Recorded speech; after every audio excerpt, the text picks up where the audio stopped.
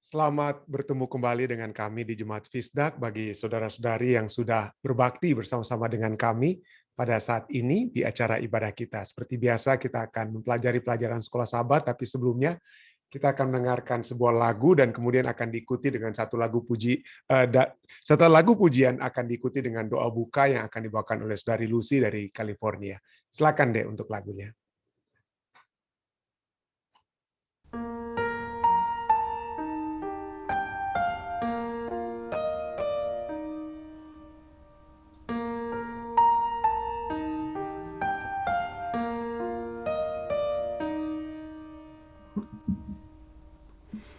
Hands reaching out with no one to hold.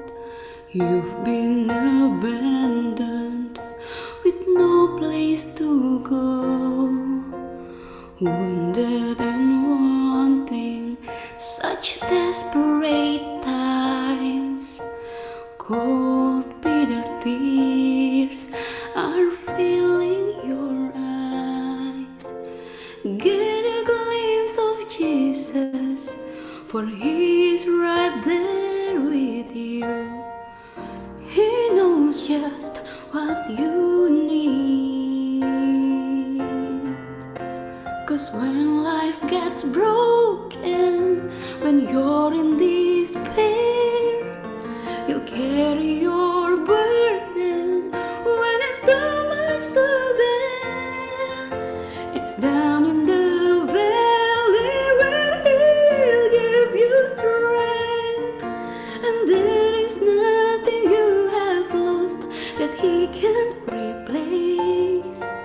He'll help you start all over again when life gets broken. Ooh, you hope God would heal it, but the storm rage and rage. Now it's hard to imagine how you'll make it through the day. Weeks turn to years, time's passing you by, but you're still holding on to the house and the wife. Get a glimpse of Jesus, for He's right there with you. He knows just what you need. 'Cause when life gets broken, when you're in despair, He'll carry your burden when it's too much to bear. It's down in the valley where He'll give you strength, and there is nothing you have lost that He can't replace. He'll help you start all over again when life gets broken. Healing waters heal our troubled souls. Heal our troubled souls. Oh, Jesus, sweet Jesus, will cleanse and make us whole. Oh, when life gets broken, when you're in despair, He'll carry your burden when it's too much to bear. It's down in the valley where He'll give you strength, and there is nothing you have lost that He can't replace. Oh, He'll help you start all over again. He'll help you start all over again. Jesus will help you start all over again when life gets broken.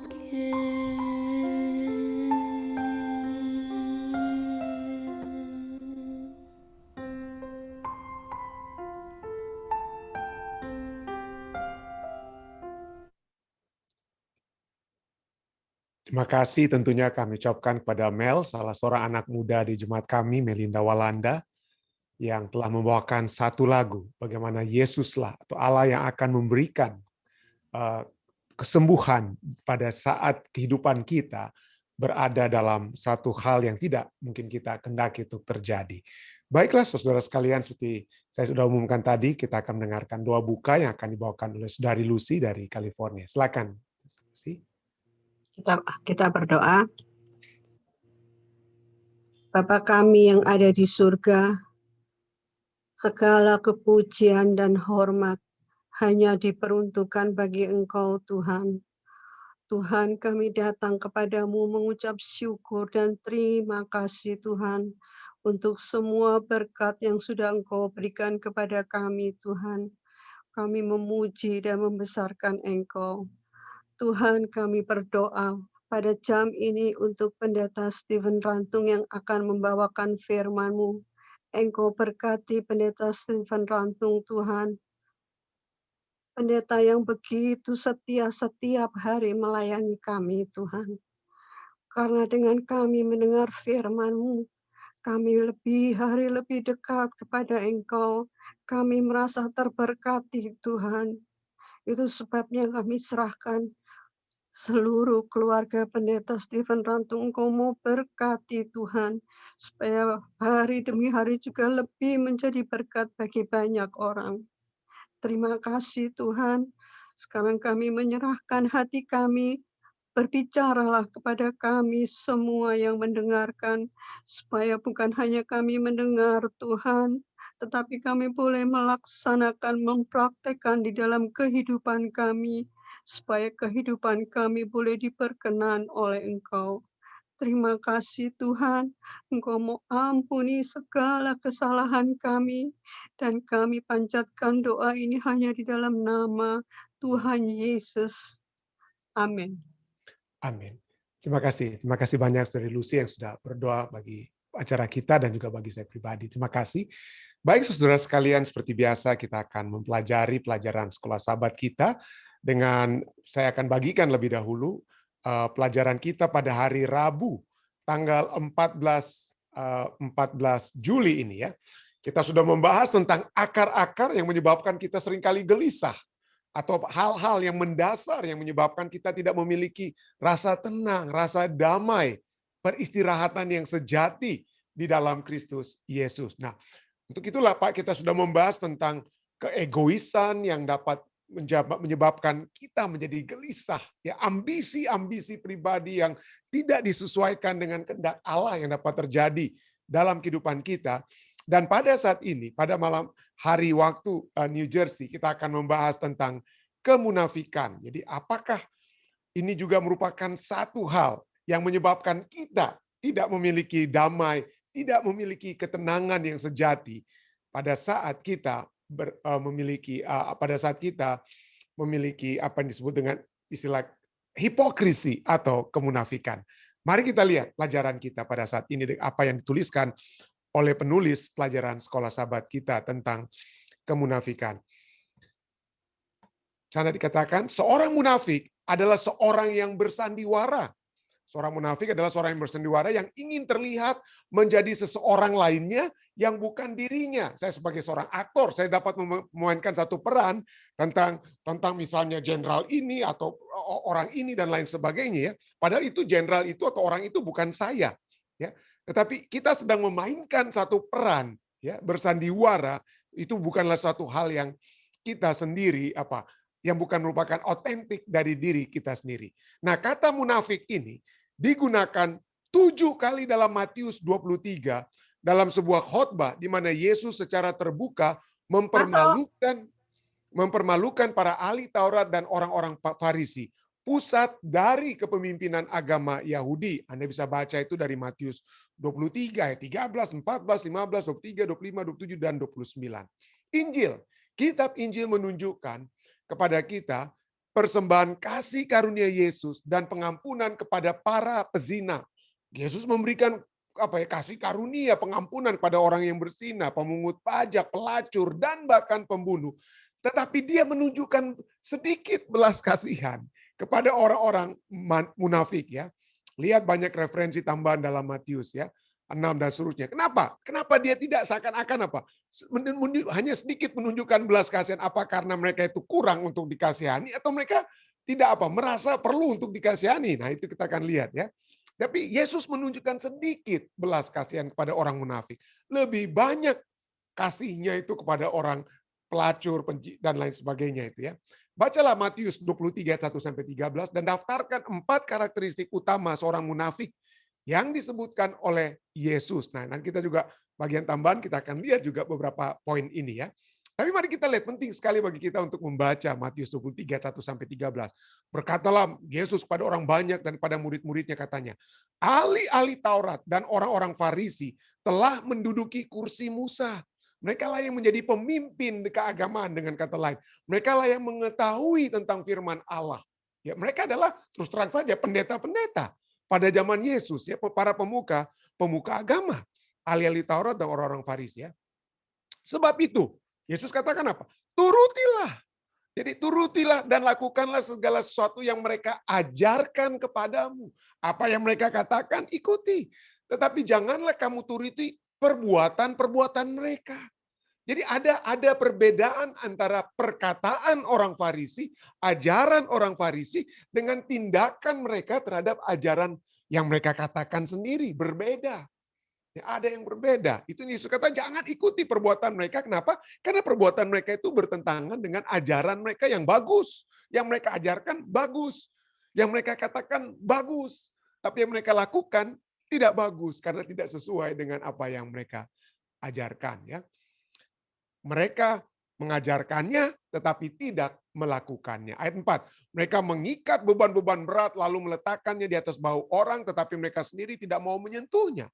Semua pekerjaan yang mereka lakukan hanya dimaksud supaya dilihat orang. Ini kan salah satu karakteristik mereka ya. Pekerjaan yang mereka lakukan itu hanya supaya dilihat orang. Waduh, bagus sekali yang dilakukannya ya. Mereka memakai apa yang mereka lakukan pekerjaan. Mereka memakai tali sembayang yang lebar dan jubah yang panjang. Wah, itu bagaikan apa? Jubah-jubah keimamatan, pakai jas pendeta dan lain sebagainya ya. Itu dengan kata lain ya. Mereka suka duduk di tempat yang terhormat dalam perjamuan dan di tempat terdepan di rumah ibadat. Ya, mereka lain di mimbar dengan kata lain ya. Atau di depan-depan ya. Ya pemimpin ya, di depan-depan mereka duduknya. Tetapi mereka suka duduk di tempat terdepan rumah ibadat. Mereka suka menerima penghormatan di pasar dan suka dipanggil sebagai rabi, guru. Wah, suka sekali kalau mereka harus disebut pendeta itu, doktor dan lain sebagainya. Tidak ada salahnya, tapi apa salahnya kalau perbuatan mereka tidak sesuai dengan perkataan mereka ya.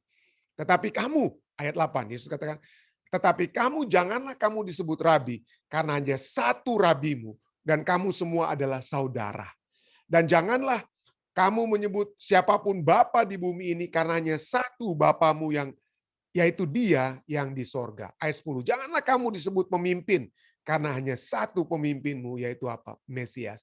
Barang siapa terbesar di antara kamu, hendaklah ia menjadi pelayanmu. Dan barang siapa meninggikan diri, ia akan direndahkan, dan barang siapa merendahkan diri, ia akan ditinggikan. Celakalah kamu, hai ahli-ahli Taurat dan orang-orang Farisi, hai kamu orang-orang munafik, karena kamu menutup pintu-pintu kerajaan sorga di depan orang. Kenapa? Kenapa? Karena orang tahu perkataan dan perbuatan mereka itu nggak sinkron. Dan oleh sebab itulah orang bilang ya buat apa? Dan kalau kita lihat saat ini sebagai tambahan sedikit sebelum kita tambah yang lainnya nanti ya, banyak orang yang melihat yang melihat keadaan di gereja Kristen. Lalu kemudian apa yang mereka katakan? Aduh, orang-orang Kristen bicaranya, ajarannya bagus, tetapi tindakannya apa? Tidak bagus. Dan itulah menyebabkan mereka melihat kekristenan ataupun ajaran firman Tuhan itu bukanlah suatu hal yang untuk mereka. Mereka tidak mau dan entah mereka tidak menerima atau yang sudah di dalam pun mereka tinggalkan kebenaran tersebut. Tinggalkan gereja, tinggalkan kekristenan, tinggalkan kebenaran yang mungkin yang mereka sudah miliki. Oleh sebab adanya orang-orang yang tidak sinkron antara perkataan ajaran mereka dan tindakan mereka. Ya, mereka akibatnya apa di sini katakan? Kamu menutup pintu-pintu kerajaan surga di depan orang. Sebab kamu sendiri tidak masuk dan kamu merintangi mereka yang berusaha untuk masuk. Inilah yang Yesus katakan kepada orang Farisi. Ya, Yesus mengasosiasikan 4 karakteristik dengan para ahli Taurat dan orang Farisi. Dalam spektrum, dalam situasi Yudaisme pada abad pertama Masehi di zaman Yesus, orang-orang Farisi mewakili agama tradisional yang tepat. Ajaran mereka itu tepat. Mereka tertarik pada hukum tertulis dan lisan dan menekankan kesucian ritual. Gambaran di sisi yang lain adalah orang-orang Saduki. Selain orang-orang Farisi, ada orang-orang apa? Saduki, yaitu sekelompok pemimpin yang kebanyakan kaya. Orang Saduki itu orang-orang kaya dan sering dikaitkan dengan kelas elit para imam. Mereka, orang-orang Saduki, itu sangat Helenis. Artinya apa? Mereka berbicara dalam bahasa Yunani, Helenisme, dan menghidupkan dalam keluarga itu mereka filsafat Yunani, kebudayaan Yunani. Dan apa itu? Mereka tidak percaya pada penghakiman dan akhirat atau akhirat orang-orang Saduki.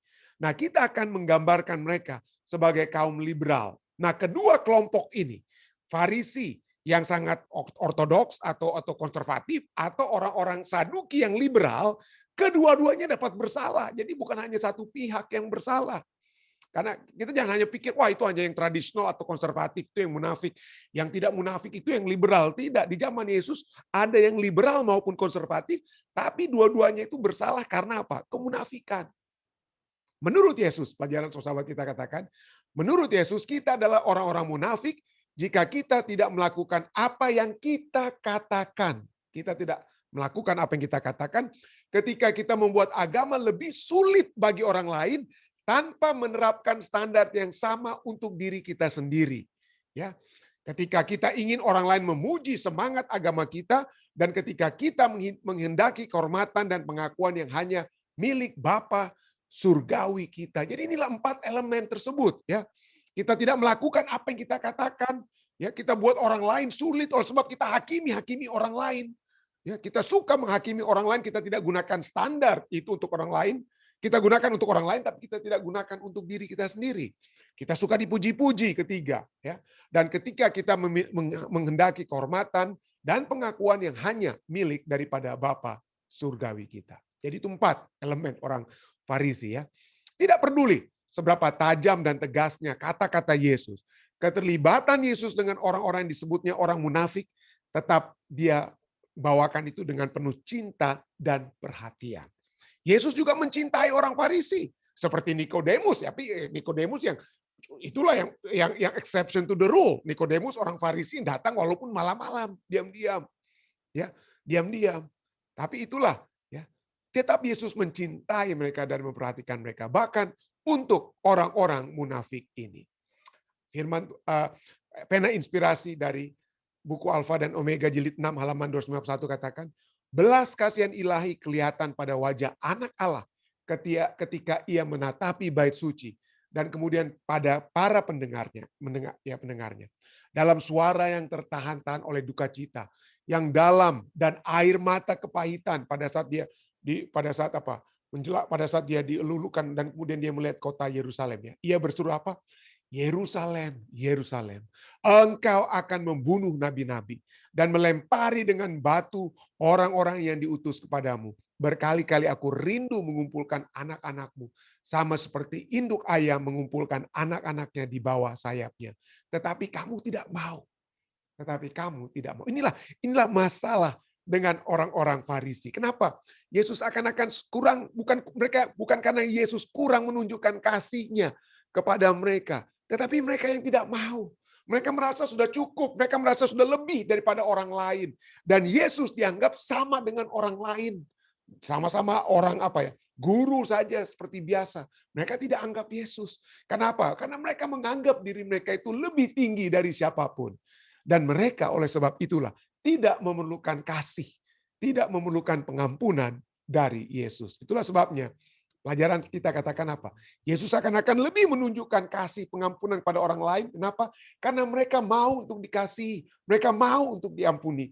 Tapi orang-orang munafik sukar untuk menerima pengampunan atau dikasih. Oleh sebab mereka merasa merekalah sumber pengampunan atau sumber kasih. Pertanyaan bagi kita. Mengapa Anda tidak perlu menjadi pemimpin agama untuk menjadi bersalah atas jenis kemunafikan yang dikutuk oleh Yesus dengan begitu keras di sini. Jadi bukan itu, jangan kita langsung pikir, waduh pendeta bagus pelajaran kita saat ini ya. Ini memang untuk bagus untuk zaman Yesus tuh orang-orang Farisi, zaman kita sekarang ini untuk para pendeta-pendeta ini. Ya, ini pelajaran kita katakan tidak perlu Anda menjadi seorang pendeta, pemimpin agama untuk dapat bersalah dalam jenis apa? Kemunafikan. Ya, siapa saja dapat dihinggap dengan apa? Roh kemunafikan ini. Jadi pertanyaannya, bagaimana kita bisa belajar melihat kemunafikan dalam diri kita sendiri jika itu ada, dan bagaimana kita bisa menyingkirkannya. Jadi kenapa saya katakan, atau penulis kalau sahabat sini katakan, ini bukan hanya masalah tentang kepada para pemimpin agama seperti orang Farisi atau Saduki di zaman Yesus, tapi dapat menjadi bagian kita semua, saudara dan saya. Nah, kalau kita lihat kata kemunafikan ya, atau munafik, saya suka selalu melihat dari kamus ya, supaya kita melihat arti sesungguhnya ya dari arti kata ini. Munafik atau kemunafikan ya.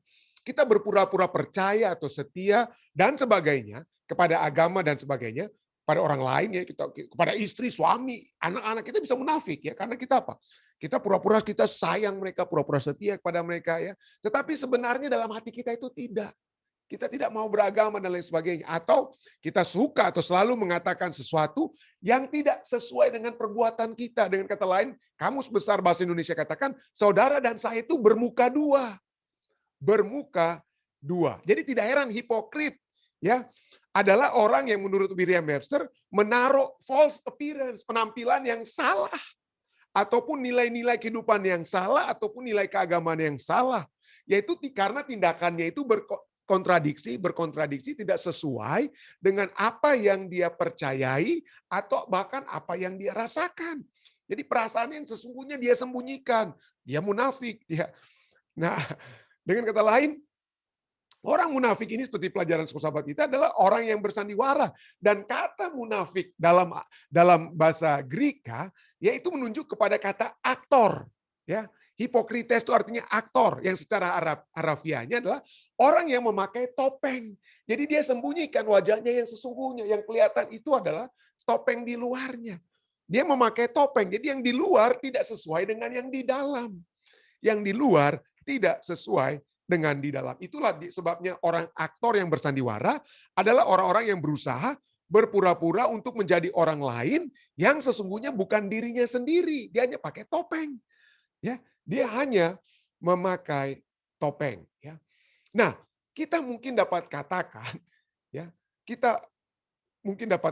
apa ya, bahwa ini adalah suatu hal yang begitu hebat ditegur oleh apa? Oleh Yesus. Kenapa yang memakai topeng tidak seakan-akan otentik ya? Dalam Matius 15 ayat 7 sampai 8 Yesus katakan, "Hai orang-orang munafik, benarlah nubuat Yesaya tentang kamu. Bangsa ini memuliakan aku dengan bibirnya, di luarnya, di topengnya dia muliakan Tuhan. Tapi di balik daripada topeng itu hatinya jauh daripadaku." Ya, hatinya jauh daripadaku. Dan pemimpin-pemimpin seperti kita sudah lihat tadi, kita sudah baca sedikit ya, Matius 23 ayat 5-7 katakan, semua pekerjaan yang mereka lakukan hanya dimaksud supaya dilihat orang, bersandiwaralah mereka. Mereka memakai tali panjang, ya, memakai tali sembahyang yang lebar dan jubah yang panjang. Mereka suka duduk di tempat terhormat dalam perjamuan dan di tempat terdepan di rumah ibadat. Mereka suka menerima penghormatan di pasar dan suka apa? Dipanggil rabi. Jadi mereka suka di penampilannya itu, waduh hebat, orang suci. Ya, penampilannya hebat, penampilan orang-orang suci. Tapi itu hanya apa? Topeng. Hanya bersandiwara. Tidak heran seorang penulis yang bernama saya percaya Nathan Jones ya. Nathan Jones dia katakan, a person character is shown through their action in life, not where they sit on Sunday. Karakter orang yang sesungguhnya itu terlihat dari tindakan-tindakannya di dalam kehidupannya. Bukan karakter itu ditunjukkan di mana posisinya dia duduk di dalam gereja. Ini tentunya Nathan Jones ini adalah orang yang berbakti tentunya pada hari Minggu ya. Jadi pada saat kita berbakti di gereja ya pada hari Minggu menurut Nathan Jones, itulah posisi karakter kita, karena kita duduk paling depan, maka karakter kita lah yang terdepan dari orang lain. Oh tidak. Ya. Jadi bukan. Jadi kita dengan kata lain, jangan berdasarkan di mana kita posisi kita didudukkan di gereja, di mana kita diutamakan, oh itu tanda bahwa kita sudah memiliki karakter yang bagus. Oleh sebab posisi kita, di mana kita didudukkan di gereja, dan lain sebagainya. Tidak. Tapi karakter itu adalah satu tindakan-tindakan yang terlihat di dalam setiap langkah kehidupan kita. Tidak heran, bukannya di gereja, tetapi pertanyaannya apa? It is the mark, menurut Robert Murray O'Chain, dia katakan apa? It is the mark of a hypocrite to be a Christian everywhere but home. Jadi adalah tanda orang munafik, dia adalah orang Kristen itu di mana saja kecuali di dalam rumahnya sendiri. Jadi aslinya itu kelihatan di mana? Aslinya kelihatan di rumahnya sendiri. Ada seorang pemimpin agama, ya pemimpin agama yang begitu hebat, waduh pandai dia berbicara di tempat-tempat peribadatan, berkhotbah, dia pandai tapi orang-orang bingung, loh kok kenapa? Dia hebat sekali, dia pemimpin agama di gereja mereka, tapi kenapa istrinya, anak-anaknya nggak pernah masuk gereja? Ya, nggak pernah masuk gereja, nggak pernah menemani sang suami di gereja. Lalu apa yang terjadi? Suatu waktu meninggallah pemimpin agama tersebut. Lalu kemudian pada saat itulah mereka membuat memorial service, dan pada saat itulah untuk pertama kali orang-orang gereja melihat keluarga daripada pemimpin agama tersebut. Ya, baru pertama, oh ada istri rupanya dia, ada istri, ada anak-anak hadir. Ya, dan berkenalanlah anggota-anggota gereja. Lalu setelah beberapa lama kemudian ada anggota gereja yang berani untuk mendatangi istri. Seorang ibu mendatangi ibu pendeta, bukan ibu pendeta, ibu pemimpin agama tersebut, ya. Dia bertemu dengan ibu pemimpin agama dan bertanya, "Ibu, kenapa ibu selama ini tidak pernah menemani Bapak di gereja pada saat dia menjadi pemimpin kami di gereja, dia berbicara, kami tidak pernah melihat ibu dan anak-anak." Dia katakan, "Ya, ibu itu kemudian kata, bagaimana kami mau pergi? Karena dia di gereja, dia ajarkan kepada saudara-saudara, jangan ini, jangan buat ini, jangan buat itu. Tetapi semua yang dia katakan, jangan dibuat di gereja, itu semua dia buat kepada kami di rumah tangga." Jadi inilah, jadi satu statement yang sangat yang sangat menyentuh hati saya. Dikatakan dalam statement tersebut, kalau Anda ingin mengetahui siapa pendeta Anda yang sesungguhnya, tanya kepada anak-anak mereka. Tanya kepada anak-anak mereka. Inilah yang menjadi satu pergumulan saya. Saya selalu berdoa, ya. Ini bukan karena saya sedang berbicara dengan Anda, tapi ini jujur, ya. Saya selalu berdoa kepada Tuhan, apakah saya pertama-tama sudah menjadi pendeta bagi istri, bagi anak-anak saya? Sebelum saya menjadi pendeta untuk saudara-saudara di Jemaat Fisdak, adakah saya sudah menjadi pendeta untuk mereka? Dan inilah pergumulan saya, ya. Dapatkah saya bagaimana caranya supaya saya dapat terus-menerus dikuatkan untuk menjadi seorang pendeta, bukan hanya bagi Jemaat Fisdak, tapi bagi keluarga saya. Nah, kenapa? Kenapa kita sering kali, ya? Ini sekali lagi, ini bukan masalah para pendeta saja atau masalah pemimpin agama, ini masalah kita semua. Kenapa? Karena dari sejak kita kecil, kita selalu sudah lahir, misalnya kita dikatakan, jangan bikin malu papa mama. Ya, atau kalau ada tamu datang, seringkali di Indonesia ada tamu datang, keluar, masuk dalam, jangan bikin ribut di sini. Artinya jangan bikin malu papa mama. Kita selalu dengar kata itu, ya. Jangan bikin malu, jangan bikin malu, jangan bikin malu. Ya. Jadi dari sejak semula pun kita sudah diatur harus bertindak bagaimana kalau di depan tamu, di depan orang. Nah, saya tidak katakan ini salah, saudara, ya. Tidak. Saya tidak katakan ini salah. Nanti saya akan jelaskan. Tetapi inilah kita semua. Khususnya di budaya ketimuran kita. Jangan bikin malu mama papa. Jangan sampai mama papa dipermalukan. Nanti mau taruh di mana muka mama papa. Itulah sebabnya mama papa punya muka itu harus pakai topeng terus. Supaya kita bersandiwara terus. Ya, anak-anak pun dipakaikan topeng. Kenapa? Karena inilah mungkin kita tidak mau kehilangan nama, kehilangan muka. Nah, inilah cari nama baik. Mungkin salah satu penyebab utama kemunafikan. Mungkin Anda katakan, memang pendeta ada ayatnya ini. Amsal 22 ayat 1 katakan, nama baik lebih berharga daripada kekayaan besar. Dikasih orang lebih baik daripada perak dan emas. Jadi saya mau punya nama baik walaupun saya tidak kaya. Saya mau orang kasih saya. Jadi di luar saya harus bertindak yang sebaik-baiknya. Supaya orang apa? Waduh, ini hebat ini saudara ini. Aduh, saya memiliki nama baik. Padahal di rumah hancur-hancuran istri dan anak-anak saya, atau suami dan anak-anak hancur-hancuran mereka. Tapi kita simpan. Di rumah itu pakai topeng semua. Ya, di luar maksudnya. Di luar pakai topeng, baru masuk rumah dibuka topeng kita. Supaya kita cari nama baik. Nah, nama baik yang bagaimana yang dimaksudkan dalam Amsal 22 ayat 1 ini? Ya, nama baik yang bagaimana? Nah, kalau kita lihat, ya, nama baik sesuai dengan apa yang diajarkan Alkitab bukanlah nama baik yang sesuai sesuatu yang kita usahakan. Kita usahakan untuk menyembunyikan siapa diri kita yang sesungguhnya. Nama baik di sini berbicara tentang siapa kita sesungguhnya dari dalam yang keluar. Bukan dari luar yang dipertunjukkan bagi orang lain.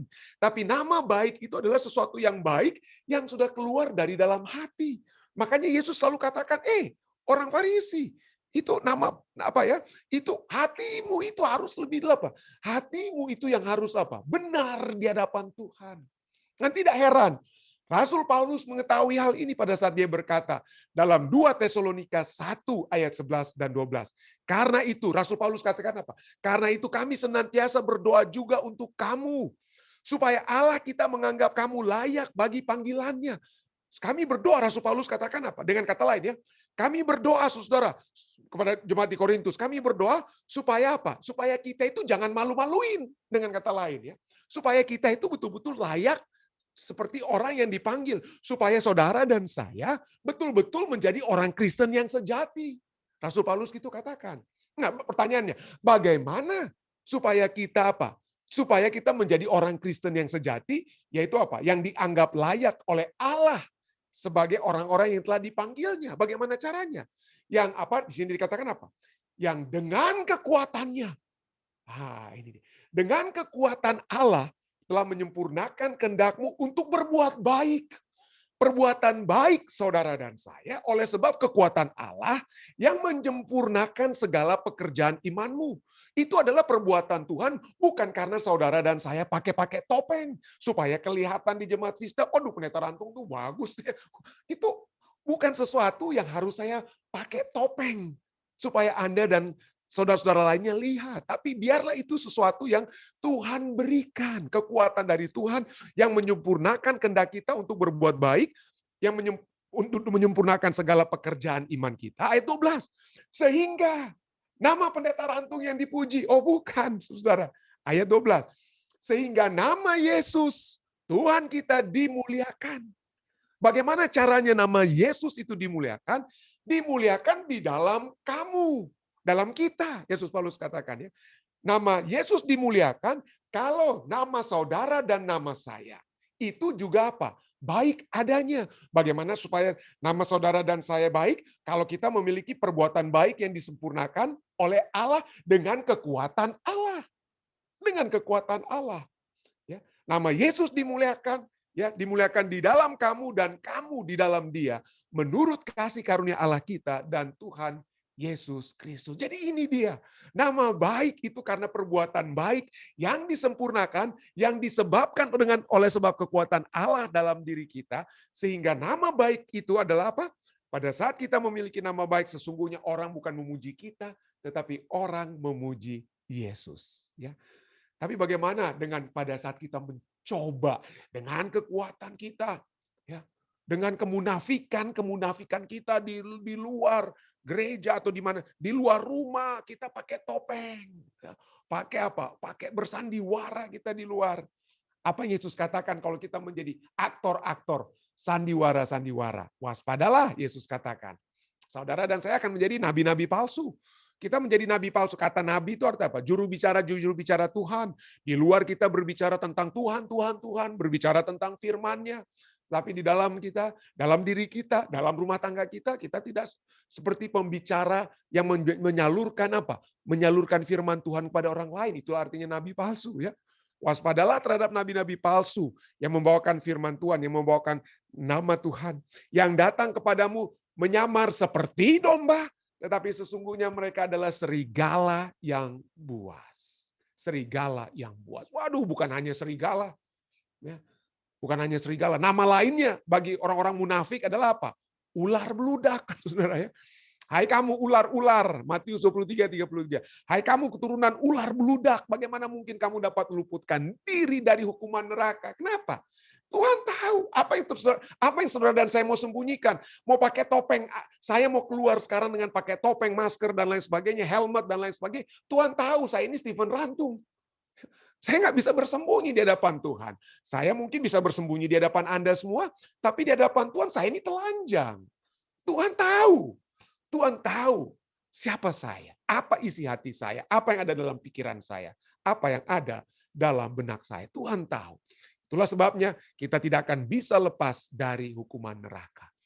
Matius 23:27 ayat sebelumnya katakan apa? Celakalah kamu, hai ahli Taurat, orang-orang Farisi. Hai kamu, orang-orang munafik. Sebab kamu sama seperti kuburan. Di luarnya itu dilabur putih. Sebelah luarnya memang bersih tampaknya. Tetapi yang sebelah dalamnya penuh dengan tulang belulang dan berbagai jenis kotoran. Jadi orang munafik, elemen pertama ya, mereka mencoba untuk memiliki nama baik agar mereka dapat dipuja dan dipuji. Caranya bagaimana? Mereka pakai topeng. Mereka pakai topeng supaya tidak kelihatan kebusukan di dalam diri mereka. Dan apalagi yang dapat dilakukan oleh orang-orang munafik, usaha-usaha mereka selain pakai topeng. Usaha mereka orang munafik ini adalah bagaikan orang-orang di zaman Yesus, pemimpin-pemimpin ini, yang pada saat mereka dalam ibadah mereka melihat diri mereka itu ditinggikan. Mereka meninggikan diri mereka, lihat orang lain. Oh Tuhan, saya bersyukur. Waduh Tuhan, saya bersyukur. Saya tidak seperti orang berdosa. Tuhan, ini orang-orang berdosa. Pemungut cukai, saya tidak sama seperti mereka. Saya bayar perpuluhan, saya bayar ini. Bagus sekali seakan-akan. Ya. Tapi apa Yesus katakan? Ya. Hai orang munafik, Matius 7:5. Keluarkanlah dahulu balok dari matamu. Maka engkau akan melihat dengan jelas untuk mengeluarkan selumbar. Selumbar itu adalah, kalau Anda gergaji kayu ada apa? Ada ampas kayu, itu selumbar. Ampas kayu itu kecil sekali, itu ampas kayu. Tapi kalau kita bisa melihat ada ampas kayu di mata orang lain, sedangkan balok yang dari mata kita itu apa? Kita tidak lihat. Keluarkan dahulu balok dari matamu, maka engkau akan melihat dengan jelas untuk mengeluarkan selumbar itu dari mata saudaramu. Dan kata lain, orang Manado bilang, bak kaca dulu sayang. Dan kata lain ya, bak kaca dulu, lihatlah dulu kesalahan kita sendiri sebelum melihat kesalahan orang lain. Roma 2:1 katakan, karena itu hai manusia, bukan hanya orang Farisi ya, kita semua. Hai manusia, siapapun juga engkau pendeta, engkau ketua, engkau anggota biasa, engkau siapapun juga, kalau kita semua manusia, siapapun juga engkau, Roma 2:1 katakan apa? Yang menghakimi orang lain, engkau sendiri tidak bebas dari salah. Kenapa? Sebab dalam menghakimi orang lain, engkau menghakimi dirimu sendiri. Karena engkau yang menghakimi orang lain melakukan hal yang apa? Yang sama. Jadi hati-hati. Kita tidak dilarang untuk apa ya, menegur orang lain, untuk menegur dan lain sebagainya. Kita saling bantu ya, saling mendoakan satu dengan yang lain. Tapi sebelum kita apa? Mari kita pertama-tama datang terlebih dahulu ke hadirat Allah dengan kerendahan hati, meminta pengampunan dosa. Kita menegur diri kita sendiri dulu sebelum kita menegur orang lain. Jadi dengan kata lain, pada saat kita melihat kesalahan orang lain, pada saat kita melihat kesalahan orang lain, jangan menggunakan apa? Jangan menggunakan teleskop. Jangan menggunakan teleskop, jauh orang kita bisa lihat dari dengan teleskop kita bisa lihat yang jauh itu kelihatan sangat dekat. Jangan lihat dengan gunakan teleskop. Gunakan apa? Mirror, gunakan kaca. Ya, pada saat kita melihat diri kita sendiri di kaca, kita akan melihat selumbar yang ada di mata kita. Jangan pakai teleskop, jangan kita pergi kemana-mana pakai teleskop untuk lihat. Waduh, ini ketua-ketua ini, waduh ini anggota ini, aduh, bikin apa ini? Jangan seperti begitu. Tapi marilah kita melihat terlebih dahulu. Ya, terlebih dahulu kita ya berkaca dahulu ya, dengan kata lain ya. Tidak heran pena inspirasi katakan apa? Dalam Thoughts from Mount of Blessing, apabila suatu krisis datang dalam kehidupan seseorang dan engkau berupaya untuk memberikan nasihat, kita boleh memberikan nasihat pada orang lain. Betul. Kalau ada krisis datang dalam kehidupan mereka, kita patut memberikan nasihat. Tapi apa katakan? Kata-katamu akan hanya mempunyai bobot pengaruh untuk kebaikan apabila hal itu datangnya dari teladan dan rohmu sendiri yang telah terjadi bagimu. Jadi jangan bilang, saudara jangan bikin begitu. Masalahnya, apakah saya sudah tidak bikin itu? Ya, sebelum saya berkata kepada orang lain. Ya. Jadi kata-katamu akan hanya mempunyai bobot pengaruh untuk kebaikan apabila hal itu datangnya dari teladan dan rohmu sendiri yang telah terjadi bagimu. Engkau harus baik sebelum engkau dapat melakukan kebaikan. Sebelum kita nasihati diri kita dulu. Ya, nasihatilah diri kita dulu. Atau gunakan nasihat itu juga pertama-tama untuk menasihati diri kita. Sebelum engkau dapat mengorbankan martabat dirimu sendiri, bahkan mengorbankan hidupmu untuk menyelamatkan seorang saudara yang bersalah, engkau belum dapat membuang balok dari matamu sendiri dan siap untuk menolong saudaramu. Jadi dengan kata lain, sebelum kita merendahkan diri, sebelum kita mengorbankan martabat diri kita di Tuhan, ada saudara yang salah, tapi Tuhan ini juga kesalahan saya, ini juga kesalahan saya. Ya, mari kita menyadarinya ya. Dan kemudian setelah kita menyadari, kita tinggalkan. Kemudian apa sini kan? Dan kemudian then you can approach him. Dan kemudian engkau dapat mendekatinya dan menjamah hatinya. Jadi inilah nasihat ya. Nasihat supaya sebelum kita melihat balok di mata orang lain, selumbar di mata orang lain, ya, lihat dulu balok di muka kita. Obat bagi kemunafikan ya. Selain apa yang diusahakan oleh orang munafik, apa kira-kira obat kemunafikan yang dapat kita lihat? Yohanes 15 ayat 5. Kita lihat ini hanya oleh sebab kekuatan Tuhan ya. Kita sudah lihat tadi ya. Kita sudah lihat dalam 2 Tesalonika 1 ayat 11 sampai 12, ini adalah segala sesuatunya ini kekuatan Tuhan supaya kita dapat berbuat baik dan pekerjaan iman kita itu disempurnakan oleh Tuhan supaya nama Tuhan itu dimuliakan. Bagaimana caranya agar kita dapat memiliki kekuatannya? Yohanes 15 ayat 5 katakan apa? Akulah pokok anggur dan kamulah ranting-rantingnya. Barang siapa tinggal dalam aku dan aku di dalam dia, ia berbuah banyak. Sebab di luar aku, kamu tidak dapat berbuat apa-apa. Supaya saudara dan saya bisa berbuat baik, yang disempurnakan, yang membawakan nama baik kepada Tuhan. Oleh sebab kita memiliki nama baik, ya, itu semua terjadi apabila kita tinggal di dalam Yesus. Tinggal di dalam Yesus. Dan Yesus tinggal di dalam kita. Tetap terus bertumbuh dalam iman saat kita semakin dari hari ke hari dikuatkan melalui firman-Nya, dikuatkan dalam doa-doa yang kita layangkan kepadanya, dikuatkan oleh sebab hubungan pribadi yang kita miliki secara langsung dengan Tuhan kita. Saya bawa ini dalam nama Yesus. Amin. Baik, saudara-saudara sekalian, jika ada tambahan-tambahan ataupun pertanyaan sehubungan dengan pelajaran kita, silakan. Ada kira-kira yang dapat ditambahkan? Ya. Ada mungkin dari Pendeta Kasenda, saya lihat sudah. Ya, tunggu sound saya supaya saya hidupkan. Silakan Pendeta Kasenda. Oke, terima kasih. Selamat pagi waktu Manado. Selamat pagi. Boleh bergabung lagi. Terima kasih untuk penjelasan yang luar biasa. Setidaknya ada pelajaran pribadi yang saya dapatkan untuk bergumul dengan situasi pelayanan pribadi di keluarga dengan di gereja. Jadi itu menarik sekali. Ada topeng yang saya pribadi gunakan untuk memakai topeng ketika pelayanan, tetapi membuka topeng ketika dalam rumah tangga. Itu tetap menjadi pergumulan. Kemudian ada pelajaran yang menarik tentang menghakimi, menilai seseorang. Ada pertanyaan dan tambahan dan pertanyaan di sini. Tertarik dengan 2 Timotius 3 ayat 1 sampai 5.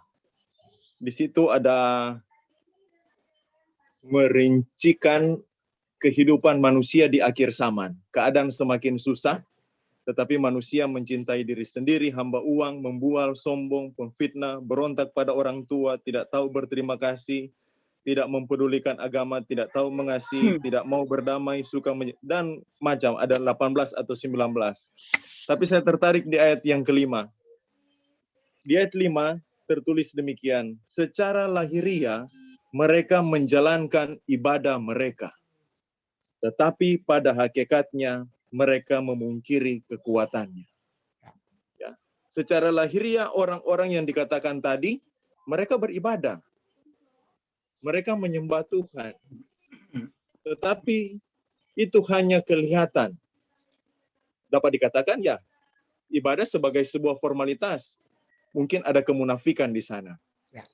Dan benar apa yang ditulis oleh seorang yang populer yang bernama Mahatma Gandhi. Ditulis bahwa Yesus adalah orang yang ideal dan luar biasa, tetapi kamu orang Kristen tidak seperti Yesus. Ya. Itu nyata dalam 1 Yohanes 2 ayat 6, barang siapa menyatakan bahwa ia ada dalam dia, ia wajib hidup seperti Kristus telah hidup. Jadi milikilah kualitas hidup umat-umat Tuhan yang berkualitas. Di akhir zaman ini jangan sampai kita tidak mendapat istirahat yang sejati di dalam Yesus dengan menggunakan topeng tersebut. Dan diakhiri sebuah pertanyaan, Sir.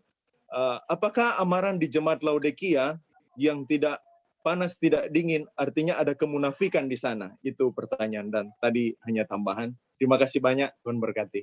Ya, kalau kita terima kasih banyak, Pendeta. Terima kasih banyak atas tambahannya dari Timotius. Dan memang kalau kita lihat masalah di gereja di Laodikia adalah mereka apa ya? Mereka merasa ini yang mereka rasakan, tetapi bukan itu yang sesungguhnya. Jadi ada ketidaksinkronisasi dengan apa ya? Keadaan mereka yang sesungguhnya dengan keadaan yang mereka pikirkan mereka apa? Miliki. Kenapa? Di sini dikatakan, coba kita lihat kalau kita membaca dari apa yang dapat diobati dari jemaat Laodikia adalah kita lihat bagaimana mereka harus apa? Harus menerima segala sesuatu yang Yesus akan berikan, salep mata dan lain sebagainya, jubah putih yang Yesus akan berikan kepada mereka, pakaian yang Yesus akan berikan.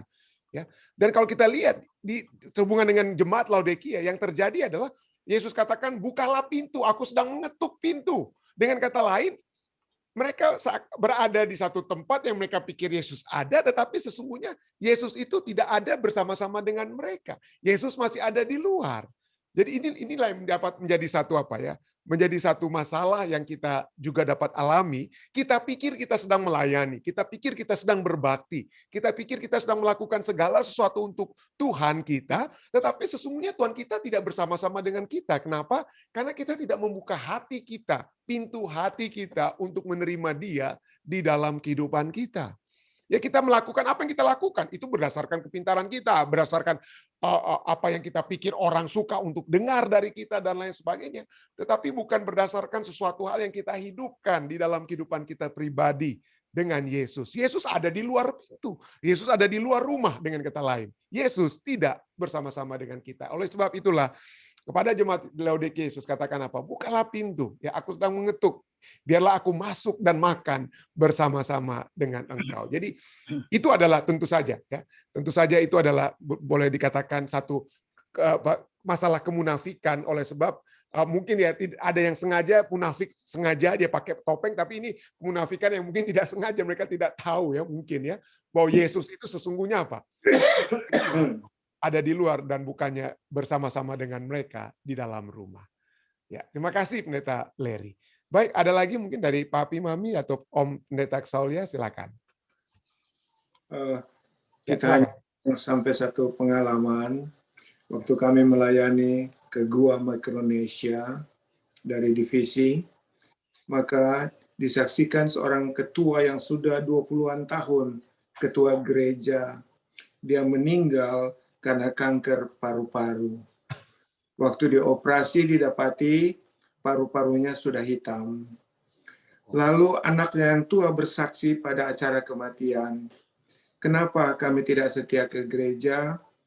Karena papa kami ini kalau dia mandi, lama sekali di kamar mandi, tetapi keluar asap rokok dari kamar mandi. Papa saya ini merokok terus selama dia ketua dan meninggal paru-paru. Jadi itulah kemunafikan. Katakan di gereja begitu hebat, 20 tahun lebih sebagai ketua gereja, tapi di rumah tangga terlihat tidak setia sebagaimana yang dia tunjukkan di gereja. Itulah kemunafikan seorang ayah terhadap jemaat Tuhan. Oke. Terima kasih atas saksiannya. Om Rain, silakan Om Rain. Terima kasih banyak, Pendeta. Sangat jelas pekabaran ini. Saya pernah baca riwayat atau kehidupan dari Mahatma Gandhi, pimpinan dari India. Beliau itu pernah sekolah di Afrika, sekolah hukum, dan dekat dengan tempat tinggalnya ada satu gereja orang-orang Inggris. Dan dia banyak baca buku, baca Alkitab juga, dan dia percaya kepada Tuhan Yesus. Lalu satu kali dia mau ke gereja itu, dan waktu sampai di muka pintu, ada 2 diakon sudah jaga di pintu. Kamu mau apa? Oh, saya mau ikut berbakti. Tidak, kamu kulitnya lain. Wah, Kamu berani masuk, kita angkat lempar you di luar. Jadi dia pulang, kecewa sekali. Kemudian setelah dia kembali ke India, dia berteman baik sekali dengan seorang pendeta dari Amerika, pendeta Stanley Jones. Rapat sekali mereka. Lalu Stanley Jones bertanya kepada Gandhi, Bapak Gandhi, apa yang harus saya buat supaya semua orang Hindu di India ini jadi Kristen? Lalu Mahatma Gandhi bilang, yang satu hal saja yang Anda buat, jadilah seperti Kristus. Kalau Anda jadi seperti Kristus, kami di India semua Kristen. Dan luar biasa, beberapa tahun yang lalu pendeta Eng dari General Conference, sekretariat, mereka adakan penelitian dari tiap-tiap jemaat, dari tiap-tiap suku dan seluruh dunia. Ketemu 18 hal yang menyebabkan orang tinggalkan gereja. 18 hal. Nomor 1 adalah kemunafikan. wow. Munafik. Ini yang kita sebut LDB atau LDH dan LDH. LDB artinya lain di bibir, tapi lain di hati. Ini kemunafikan. Itu jadi nomor 1 dari 18 penyebab anggota kita 1/3 hilang dari gereja. Terima kasih, pendeta. Terima kasih banyak, Om Ren. Wow, satu templakan ya bagi kita semua, ya, satu templakan. Terima kasih. Ini ada lagi yang lainnya, saudara lainnya. Jadi marilah kita menjadi otentik. Pada saat saya katakan tadi perbuatan-perbuatan baik itu ya, yang Tuhan sempurnakan. Ada orang katakan, oh pendeta saya nggak mau jadi munafik, makanya saya apa adanya. Jadi kalau saya ngomong kasar, saya singgung orang kiri kanan, itulah saya sesungguhnya. Nah, tetapi pertanyaannya ya, artinya biarlah gantinya kita bilang, wah supaya saya otentik, saya bicara kasar, saya sembarangan dan lain sebagainya. Tapi mari kita pikirkan kira-kira kalau Yesus di dalam diri kita, ya Yesus dalam diri kita, apakah perkataan kasar dan yang hantam kiri kanan itu juga adalah sesuatu hal yang Yesus inginkan? Kalau memang situasinya butuh untuk bicara keras, bukan kasar ya, keras, tentunya kita dapat berbicara seperti Yesus. Ya pada saat di mana kalau Roh memang menyatakan kepada kita untuk berbicara secara keras, tentu saja kita dapat berbicara secara keras. Tetapi biarlah gantinya kita ekstrim daripada kita munafik. Ada yang katakan, wah saya ingin bicara seperti apa adanya dan lain sebagainya. Kita harus melihat juga bahwa Tuhan menginginkan kita menjadi apa? Menjadi wakil-wakilnya. Ya, jadi seperti seakan-akan Yesus yang berbicara kepada manusia. Dan saya percaya apa yang dapat kita katakan yang otentik sekalipun itu adalah sesuatu yang keluar dari dalam diri kita. Oleh sebab Yesus yang memberikan kekuatan kepada kita untuk mengeluarkan kata-kata tersebut. Ini yang dapat saya tambahkan. Baik, ada lagi saudara lainnya? Tambahan-tambahan kita? Ya. Jika tidak ada, dari live stream deh, apa ada? Ya, Dedek katakan tidak ada tambahan. Baik, saudara sekalian, jika tidak ada, kita akan masuk ke dalam acara kita yang kedua, itu acara doa kita. Kita bersyukur Jemaat Fisdak ya bersama-sama, bukan hanya Jemaat Fisdak, khususnya keluarga Nainggolan Huta Barat tentunya bersuka cita oleh sebab cucu yang ditambahkan ya, cucu Elliot Richard Nainggolan. Jadi saya ingin bertanya saat ini, bagaimana Bapak dan Ibu Nainggolan, bagaimana keadaan? Ya, silakan disampaikan. Puji Tuhan, pendeta. kami bersukacita, bersyukur, dan berterima kasih khususnya kepada Pendeta Stephen Rantung yang sudah mau dan sering berdoa untuk kami, untuk anak-anak, terlebih buat anak kami Yando dan mantu kami Nani, juga cucu yang baru lahir Tuhan karuniakan, Elliot Richard Nenggolan. Ya, terima kasih banyak Pendeta, terima kasih banyak. Puji Tuhan, puji. Kalau saya boleh tahu ini cucu keberapa ini Bapak dan Ibu Nenggolan? Ini baru cucu pertama. Oh, cucu pertama. Cucu Puji pertama Tuhan, puji Tuhan. Pendeta. Wow. Puji Tuhan, Pak. Saya bisa Iya. melihat sukacita yang begitu besar. Ya, terima kasih. Puji Iya. Tuhan. Ya, karena kemarin menurut saya pengalaman begitu sepertinya terlalu lama gitu, baru lahir. Saya sampai memang saya sarankan, Yando, telepon Pendeta Rantung. Ya, Biar Pendeta berdoa. Saya telepon juga mantu saya Iin, tolong. Iya. Pendeta Rantung doakan. Saya bilang kita harus lebih percaya kepada hamba Tuhan yang akan mendoakan. Saya bilang begitu. Puji Tuhan Pendeta. Terima kasih banyak. Terima kasih banyak. Ya. Baik, ada lagi hal-hal dapat kita saksikan untuk kita memuji besarkan nama Tuhan ataupun hal lain dapat kita juga doakan, silakan. Ada saudara lainnya?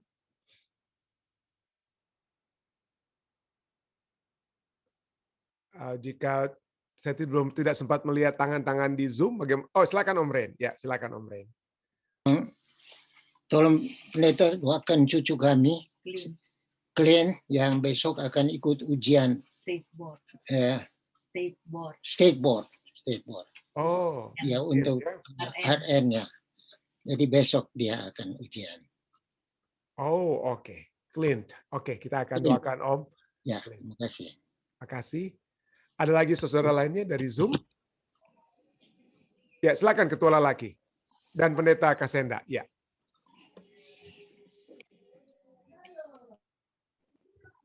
Oh, Pendeta Kasenda, silakan ya. Oh ya, terima kasih. Doakan kami Conference Nado dan Maluku Utara sudah dimulaikan dari hari Minggu tanggal 11. Ini KKR Rally. Kita membahas mengenai 28 doktrin Gereja Masih Advent ke-7 yang disiarkan oleh halaman Facebook Conference Nado dan Maluku Utara. Jadi tolong doakan, ini KKR selama 35 hari, mulai dari hari Minggu tanggal 11, ini akan berakhir tanggal 15 Agustus. Jadi tolong doakan supaya kegiatan pelayanan ini boleh berjalan dengan baik. Terima kasih, Tuhan berkati. Siapa para pembicaranya, Pendeta? Pendeta-pendeta, semua pendeta. Okay. Semua pendeta. Iya. Oke. Ada lagi? Mami. Oh ya. Ya. Mami, oke, silakan. Ketua Lalaki mungkin duluan karena sudah angkat tangan. Ya, silakan Ketua Lalaki. Boleh Pendeta, terima kasih ya. Tolong doakan Gina. Tadi saya sudah antar ke airport di Newark. Oh. Dia sekarang dalam perjalanan menuju ke California. Dia pindah di sana. Katanya dia akan tinggal dengan omnya di California, di San Francisco. Jadi tolong doakan perjalanannya. Terima kasih Pendeta. Terima kasih Ketua Lalaki. Saya akan terus doakan Ibu Gina ya. Silakan Mi.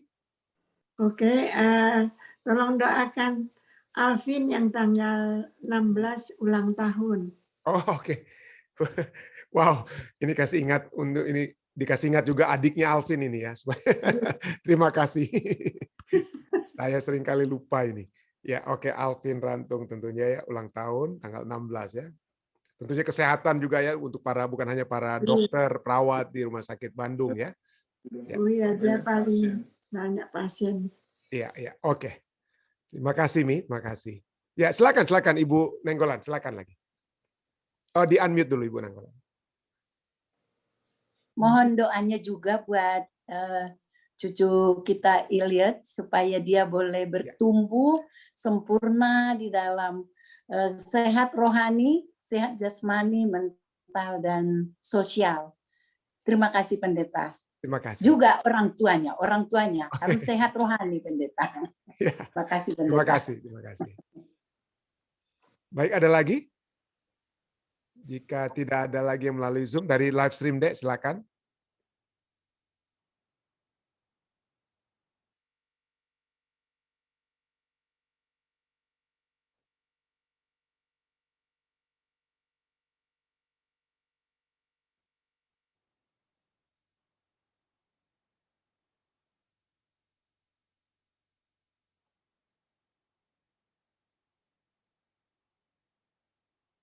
Oh, adik ke siapa namanya, Arnold, ya? Arnold dan Nonce yang akan ke Indonesia, ya? Oh, dari Indonesia ke Newark. Oke.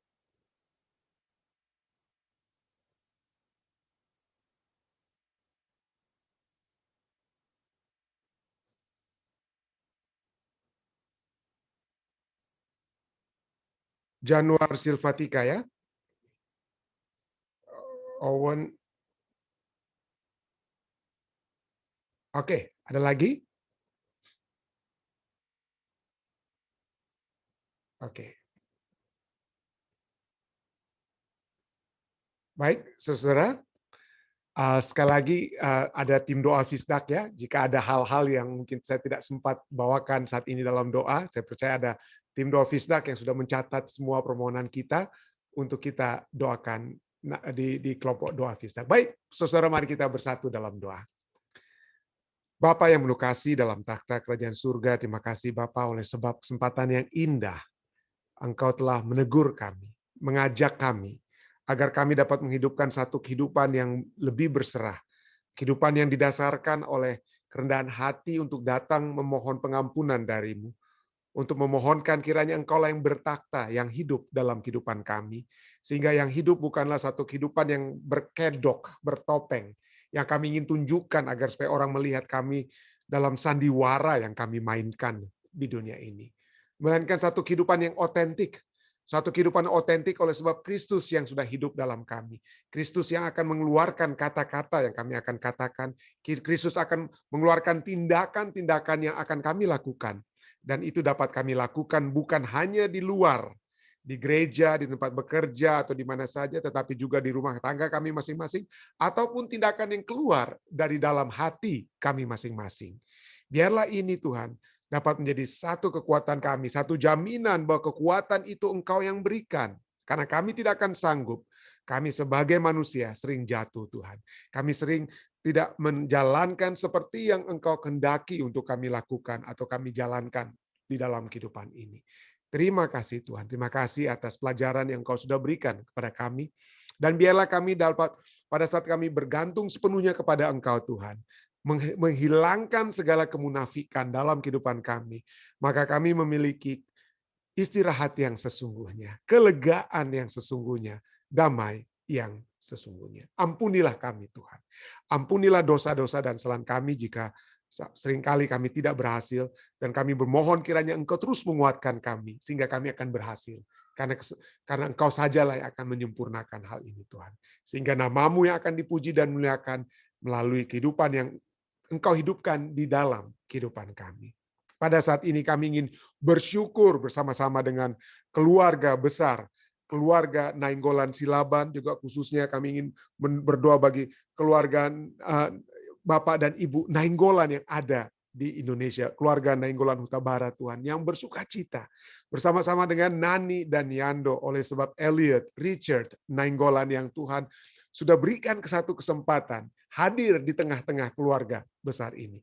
Biarlah sukacita ini Tuhan, biarlah sukacita ini dapat memberikan satu kekuatan yang lebih bagi keluarga besar ini, keluarga Nainggolan Silaban dan keluarga Nainggolan Huta Barat Tuhan. Mereka akan bersukacita oleh sebab apa yang Tuhan sudah anugerahkan kepada keluarga ini. Kami berdoa kiranya Elliot Richard Nainggolan akan menjadi anak yang sesuai dengan rancangan surga. Kami ingin serahkan dia Tuhan untuk menjadi anak-Mu. Kami serahkan dia untuk dapat dididik oleh dengan kuasa yang Engkau berikan kepada kedua orang tuanya, keluarganya, kepada Yando, Nani, dan seluruh keluarga besar mereka. Sehingga Elliot Richard ini akan menjadi anak yang akan tumbuh sesuai dengan kehendak-Mu, kuat dalam rohani, dalam jasmani, mental, dan hal-hal yang Tuhan sudah rancangkan terjadi di dalam kehidupannya. Pada saat ini juga Tuhan, kami datang untuk mendoakan rancangan-rancangan surga yang dapat terjadi kepada keluarga-keluarga yang mendoakan keluarga mereka. Bagi Om Rain dan Tante Evelyn yang mendoakan Clint Tampake yang akan mengikuti state board untuk registered nurse-nya. Tuhan mengetahui dia sudah berusaha untuk mempelajari, kami percaya Tuhan akan menyempurnakan segala usahanya. Tuhan akan membantu dia sehingga dia akan menyelesaikan lulus dengan state board-nya dan akan menjadi RN yang sudah memang Tuhan rancangkan terjadi dalam kehidupannya. Ini akan menjadi sukacita bagi keluarga besar yang sudah mendoakan anak mereka, keluarga Tampake Tuhan. Dan keluarga Tampake Kesaulia. Kami berdoa kiranya sukacita ini akan terus menjadi bagian mereka. Bagi Om Rain dan Tante Evelyn juga secara khusus. Bersama-sama dengan Papi dan Mami, hambamu juga ingin berdoa bagi Alvin khususnya dalam pelayanan yang dia lakukan di Rumah Sakit Advent Bandung. Tuhan akan tambahkan usianya pada tanggal 16 Juli yang akan datang ini. Dan kami berdoa kiranya kebijaksanaan dari surga akan terus menyertai Alvin dalam tugas yang dia embankan saat ini, dan Tuhan akan memberkati Rumah Sakit Advent Bandung. Tuhan akan memberkati seluruh umat-umat Tuhan yang menjalankan misi Tuhan di Rumah Sakit Advent Bandung, mulai dokter-dokter, para pimpinan, perawat, dan semua yang bekerja. Kiranya nama Tuhan sajalah yang dipuji dan dimuliakan, yang keluar dari Rumah Sakit Advent Bandung. Dan juga kami berdoa bagi pelayanan yang dapat Tuhan berikan bagi seluruh institusi-institusi kesehatan Tuhan yang sedang bergumul saat ini di Indonesia menghadapi COVID-19 yang sedang merajalela. Saat ini kami ingin berdoa bagi presiden daripada Southern SSD Tuhan, pendeta Samuel Sau yang dalam keadaan sakit dengan istrinya. Kami berdoa kiranya zaman surga akan menjadi bagian pendeta Samuel Sau dan istrinya. Kami juga terus berdoa bagi keluarga-keluarga yang dalam keadaan sakit. Kami ingin berdoa bersama-sama dengan Bapak Gunawan dan Ibu Susan, adik daripada Ibu Susan, saudara Januar Silvatika Tuhan, yang dalam keadaan sakit saat ini. Biarlah zaman surga akan menjadi bagiannya. Juga rencana bagi Owen dan Naomi untuk mendapatkan vaksinasi. Kiranya Tuhan akan membantu sehingga keluarga ini akan mendapatkan proteksi yang kami percaya sudah Tuhan siapkan agar mereka dapat memiliki ketahanan untuk menghadapi pandemik yang sedang merajalela pada saat ini. Pada saat ini juga Tuhan, kami ingin berdoa bagi permohonan-permohonan lainnya. Ketua Lalaki telah mengantar Saudari Gina. Kami berdoa kiranya Tuhan akan menuntun Saudari Gina dalam penerbangannya ke California, membantu dia dalam kehidupannya di California, dan dia akan berhasil oleh sebab Tuhan yang bersama-sama menyertai dia di dalam kehidupannya. Kami juga ingin berdoa bagi pendeta-pendeta yang ada di Conference Manado, Maluku Utara, yang akan mengadakan KKR selama 35 hari yang sudah dimulaikan tanggal 11 Juli lalu dan akan berakhir tanggal 15 Agustus. Tuhan akan menyertai mereka. Sehingga dengan pekabaran-pekabaran ini bukan hanya dapat menjadi satu kekuatan bagi mereka yang mendengarnya, tetapi para pendeta-pendeta ini sendiri akan disegarkan, dikuatkan dengan firman yang mereka juga bawakan. Bersama-sama dengan Ibu Ice, kami ingin terus berdoa bagi putrinya, Jonah, dan keluarga mereka. Kiranya Tuhan membawa mereka semakin dekat kepadamu, kembali kepadamu. Juga kekuatan jasmani Ronald Walean Tuhan kiranya dapat menjadi bagiannya, dan dia akan juga dikuatkan secara bukan hanya jasmani tapi juga rohani. Kami terus berdoa bagi saudara kami lainnya. Kami berdoa bagi saudara Alden, Bapak Johan, Tante Yeni Poluan, Ibu Meta Paruntu, dan semua saudara-saudari kami yang selalu kami bawakan dalam doa. Biarlah Tuhan mendengarkan permohonan kami. Kami ingin berdoa bersama-sama dengan Ibu Sylvia Abutan dengan silent request-nya. Tuhan akan mendengar permohonannya. Tuhan mengetahui keberadaannya. Tuhan mengetahui pergumulan Ibu Sylvia Abutan. Biarlah zaman Tuhan akan menjamah kehidupannya.